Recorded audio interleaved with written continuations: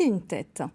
Eux, ce n'est pas dans l'eau mais sur les sentiers de randonnée qu'ils ont choisi de se détendre. Les membres du club alpin de Strasbourg se sont donné rendez-vous au-dessus de Sainte-Marie-aux-Mines ce dimanche pour quelques heures de respiration dans le brouillard et les vestiges de la guerre. Olivier Stéphan et Thierry Sitter les ont suivis.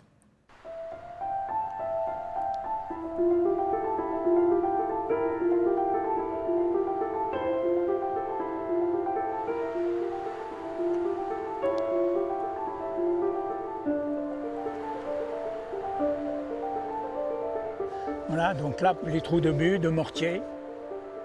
Nous arrivons là sur la tête du Violu.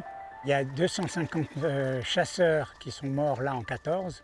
Donc ils avançaient de 50 mètres, ils reculaient de 50 mètres, mais la frontière était là en fait. À près de 1000 mètres d'altitude, il fait dans les forêts du Val d'Argent un temps de mémoire, plein de ciel de cendres et de fines larmes de brouillard.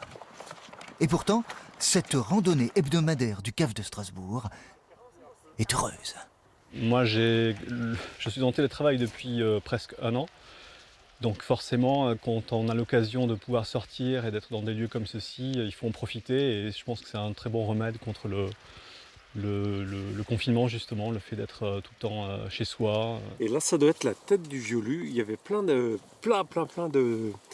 blocos et d'ouvrages militaires. Si l'on en a repris le terme de couvre-feu, la guerre de 14-18 ne fut pas comme un virus, une chose minuscule, un détraquement d'abord invisible.